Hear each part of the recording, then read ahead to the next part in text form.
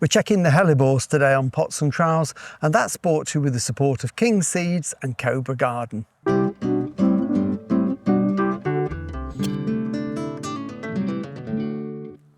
Hello and welcome to Pots and Trowels. Well, here we are now, third week in January.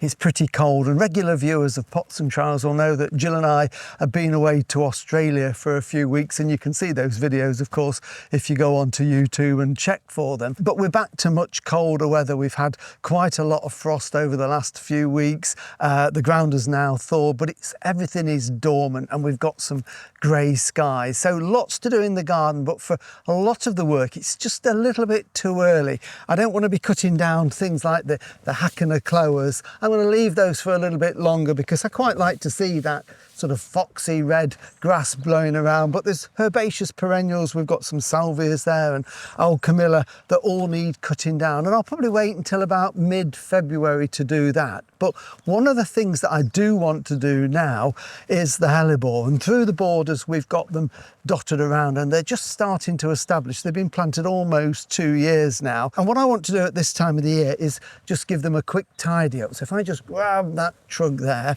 so we can see there's a nice clump forming there. Now I've already seen on social media that some people have got them in flower, but as you can see, ours aren't much further behind here, so they're just starting to push up their flowers now. So normally I would do it a little bit earlier, but we haven't been here.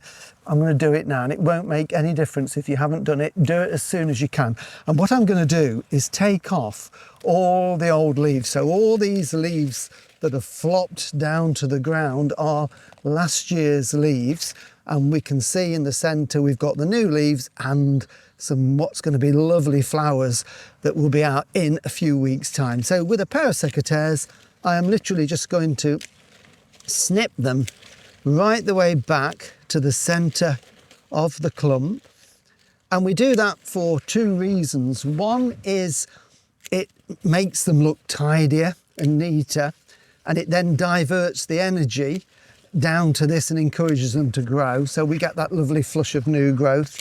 The other reason is they can suffer with a fungal leaf spot. I'll do that one there, which manifests as like a black spot, and if you've got a problem with that on your hellebores, by cutting off the old foliage like this, it just helps to prevent the spread of the fungal spores. So there we go, really simple. There's another one there just pushing out the ground, and that's it. I'm not going to do any more. All this leaf litter I will leave. That will gradually rot down. They like this woodlandy soil, so that will work down, and then we can see the snowdrops that are also pushing through will be in flower in a couple of weeks' time. So nice job to do, not too arduous. Go out, tidy your hellebores, and look forward to those lovely flowers in a few weeks' time.